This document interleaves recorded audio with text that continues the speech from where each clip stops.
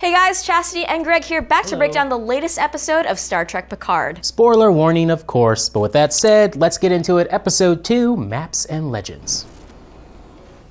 All right, let's jump into the recap and breakdown of the plot points. So first, we start off on Mars 14 years ago at the Utopia Planitia shipyards. We see synthetics being used as workers and stored in storage units overnight at the shipyard. They're similar in skin color to Data, but seemingly less advanced. They're all identical and have numbers on their heads. From there, we see the exact moment when it appears that the F-8 droids were given the deadly orders to take down the shipyard. This doesn't look like an accident. What remains a mystery is who or what did it in the first place. Who gave those commands? Yeah, who gave the commands and who put the program into their positronic brains. The opening scene should remind viewers of the TNG episode Brothers, where Data's positronic brain is compromised and he commandeers the Enterprise in order to find Dr. Noonien Soon. Enter code. 17346732147 Charlie 32789777 Tango 732 Victor 731178888 732476789764376 Lock. Security code intact for all specified inquiries and orders. That's one of my favorite episodes, but the thing is, if you were a crew member on that ship after Data did that, I would be so weirded out of what else did Soon do to his positronic brain that could come into play at any point. I'd be a little wary. So when you see the F-8 droids later, I'm thinking, well, here you go.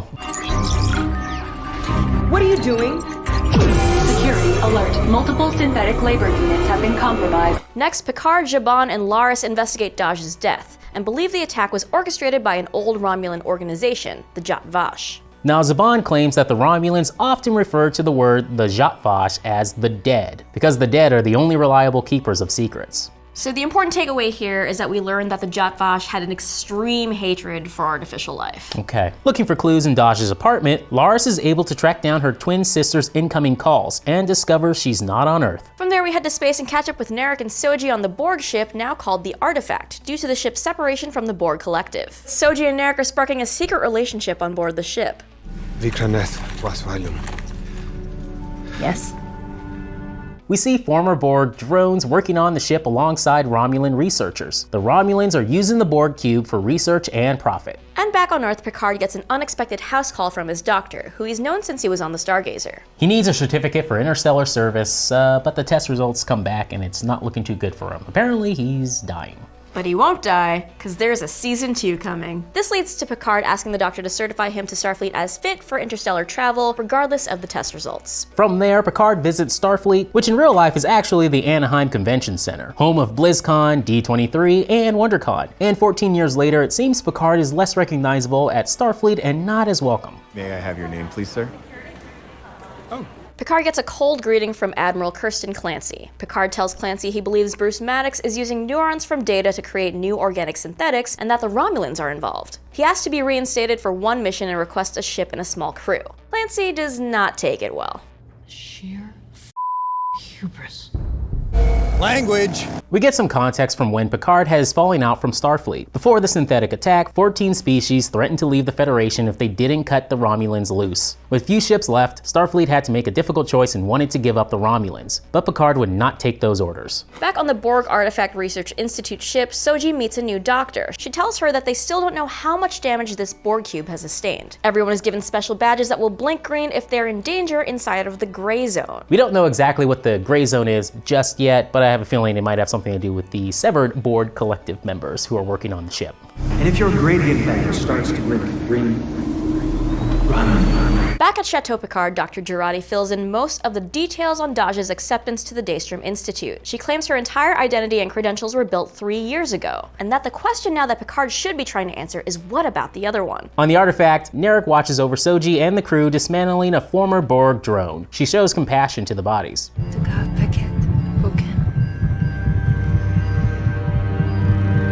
Meanwhile, back on Earth, Picard pulls out his old Enterprise comm badge and sends a distress signal for help. He needs a ship. Picard tells Laris and Zhaban he's going to get a ship and find Bruce Maddox. Laris wants no part of the adventure. Zhaban mentions Riker, Worf, and LaForge, but Picard doesn't want to get them involved and put their lives at risk. So he's going to find some other people to get involved and put their lives at risk instead. At Starfleet headquarters, the Admiral informs the Commodore of her conversation with Picard. Lieutenant Rizzo is called in for questioning. Sure enough, the Commodore informs Lieutenant Rizzo that Starfleet's apparent secret plan is being upended by Picard. It's revealed that Starfleet had a hand in the assassination of Dahj, and that the Commodore needs Rizzo to manage the situation in person. Lieutenant Rizzo informs the Commodore that she has someone working for her and the mission will not fail. Now, this did not answer what Starfleet's plan exactly is, or even if it is Starfleet, if it's not just two rogue commanders, or what's going on here. Yeah, are they working with the Romulans? Or is everyone just trying to get Data's daughter here?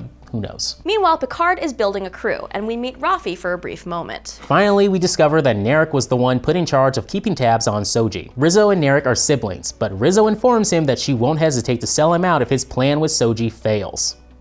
There is no one whose survival matters more to me than yours. Except my own.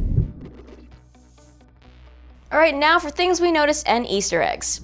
It was First Contact Day and the day the rogue synthetics attacked Mars. First Contact Day was a holiday celebrated to honor Zefram Cochrane's Warp 1 flight of the Phoenix, and the first open contact between humans and Vulcans on April 5th, 2063 in Montana. When Picard visits Starfleet headquarters, the original Star Trek theme plays in the background.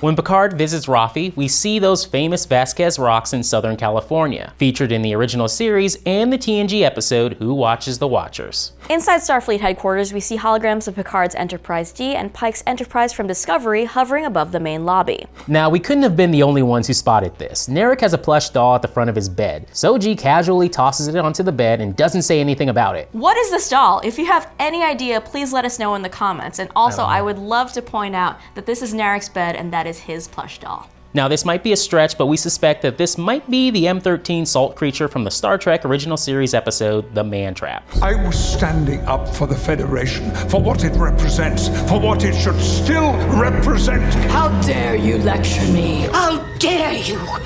We got another Tal Shiar name drop. Though Romulus was destroyed, it seems that most of the powerful institutions of the Romulan Star Empire still exist, the Tal Shiar. The group is essentially an intelligence agency similar to Russia's KGB during the Cold War. It plants spies throughout the galaxy and deals in deception and disinformation. It turns out that Picard's friends Laris and Zhaban were former Tal Shiar agents, and they think that a subset of the Tal Shiar is behind the attack on Dahj, the Zhat Vash. The shuttlecrafts we see on Mars are McCall class, a Federation shuttlecraft class designed to be more like a fighter than a transport. It was designed by John Eves, who designed the USS Enterprise E. The Enterprise E had at least 4 of the McCall class shuttlecraft assigned to its auxiliary vehicle complement. You can turn around and call that cab to take you right back where you came from.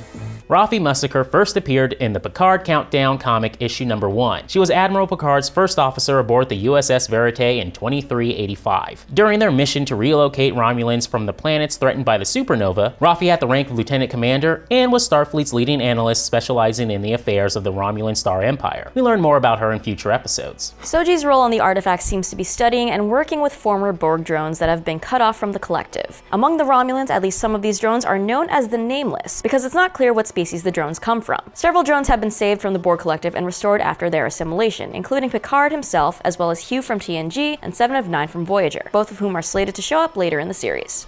Picard's doctor brings up his abnormality in the parietal lobe. This is a reference to the series finale of TNG, All Good Things, when Dr. Beverly Crusher tells Picard she found a small structural defect in his parietal lobe. She says that it could cause him to be susceptible to several kinds of neurological disorders, or he could just live the rest of his life without a problem. On the artifact, there's a sign that reads, "This facility has gone 5,843 days without an assimilation." That's about 16 years. On a Borg Cube, the biggest hazard isn't workplace accidents, but still active Borg tech turning people into Borg drones. Even in its ruined state, that's apparently still a big danger. Jurati is reading Isaac Asimov's The Complete Robot, which is a collection of science fiction short stories about robots by legendary American writer Isaac Asimov, written between 1939 and 1977. Asimov famously wrote stories about robots gaining self-awareness, which makes a lot of sense, given her life's work as a cyberneticist who hoped to create artificial life similar to Data. And lastly, Commodore O refers to Picard as the Hermit of Labar. Labar is Picard's village in France, where he was also born.